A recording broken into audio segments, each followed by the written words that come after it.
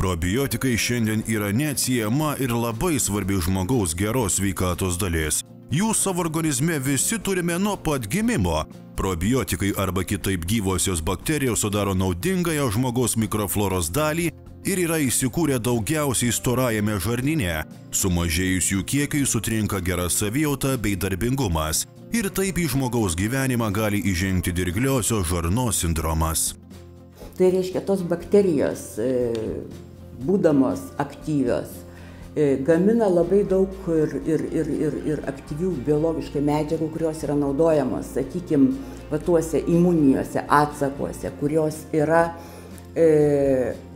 priešvėžiniuose procesuose tame tarpe. Tai būtent tos bakterijos vitaminą netgi gamina, tai vitaminas NK, folinė rūgštis, mus papildo, reiškia. Tai atlieka dar daugiau tų funkcijų, žinoma, bet tai yra jų pagrindinė apsauginė funkcija yra. Ir tai, tos medžiagos, kurias jos pagamina, jos ir dalyvauja mūsų apsaugoje kitose lokalizacijose, bet būtent imuninėse apsaugos reakcijose. Kai jau netvarkingai gyvenam, tai netvarkingai valgom, netvarkingai einam į tualetą.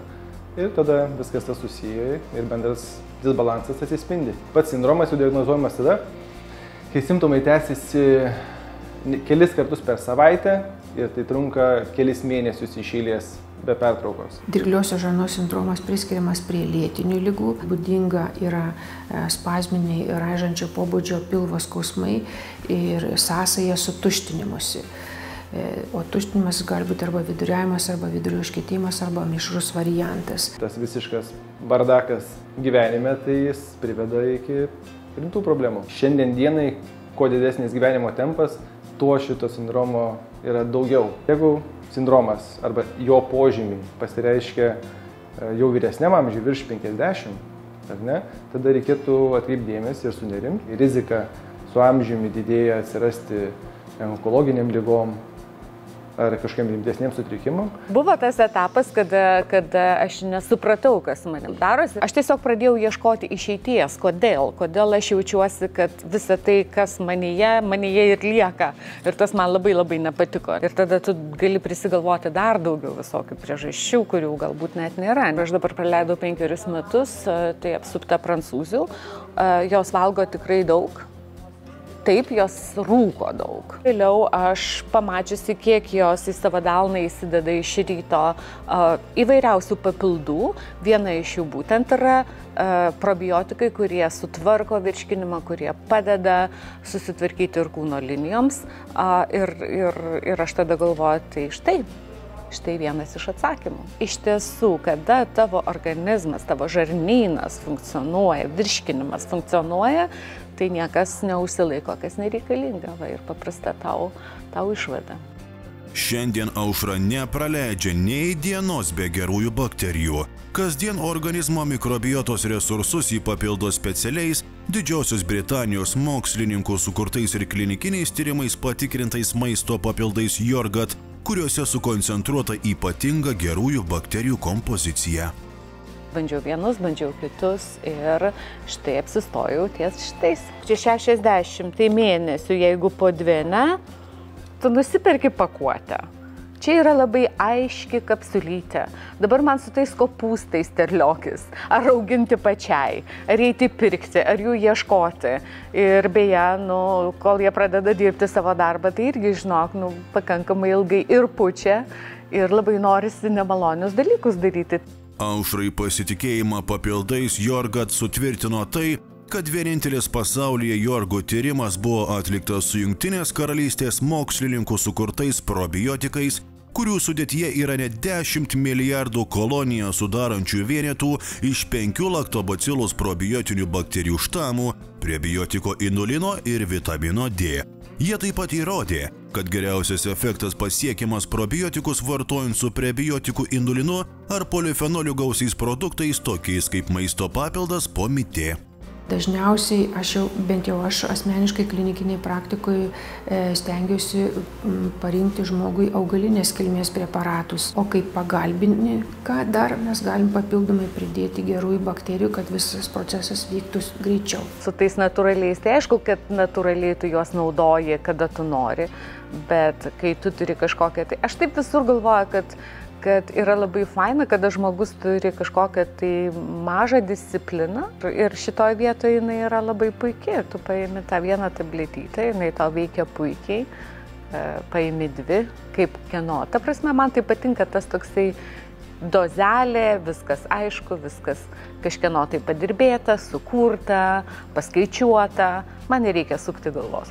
Mes gyvenam moderniam pasaulyje ir jeigu kažkas tai dirba srityje, kuri vadinasi biochemija ir ieško, kaip žmogui palengvinti gyvenimą, tai hello, ta prasme, visi dirba savo darbą, mums duoda sukurtą produktą, mums reikia jį atrasti ir naudoti. Šitoje vietoje man labai patinka jų pakuotė, ir tai yra labai paprasta. Su savim visą laiką pasiimti, jeigu kažkur tai važiuoji. Nežinau, tiesiog man jie gerai veikia. Kaip yra teršiamas organizmas ir apie tai, kad pavyzdžiui žarnos vėžys yra antras pagal dažnumą atvejis, tai o nuo ko jisai? Tai vat ir pagalvokim.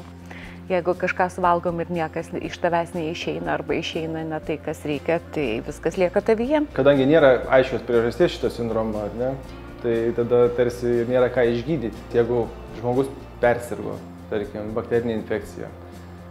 Bakterinės infekcijos metu, kaip tyčia, jis gauna antibiotikų kursą.